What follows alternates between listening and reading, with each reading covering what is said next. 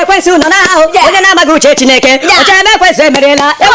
anyị nọ n'agha anyị na-ekwesu nọ n'ahụ onye na-ekwesu emerela ndị ewelu ụmụ Igbo niile aha m bụ onye ozi CMS onye na-akụwa onye ozi akaụntụ afọ m otu aka dị n'ụbọchị nke taa ha wetara unu ekpere na ka ekpere uru onye ozi akaụntụ ụta m abụọma nke mbụ na mbụ ọ sịrị na ka e mere ya na nke Amos onye ozi akaụntụ abụ na mmụọ onye nwanyị na-ezi ha anụmanụ na-eza nna anụ ka bụ ka dụ fwa ka da bu ka da chikatara boma enyi mechie ọnụ ji nwayọ onye nwe na chizi ozi gị na-eme interrupt ji nwayọ nọ na mmụọ ngwa onye nwanyị na-ezi ana m anụ ndị amị onye nwanyị onye nwanyị US Army amị ndị Canada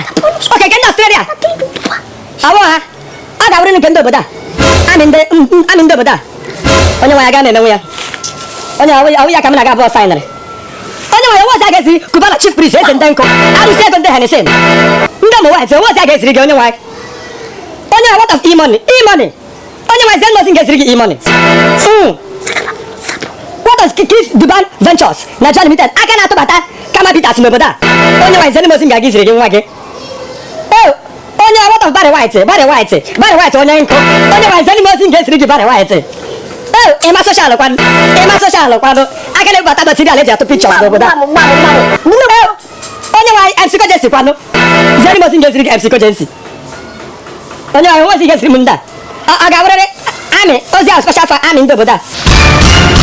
onye nwanyị aga m emenwu ya onye nwanyị ya ka m na gesa onye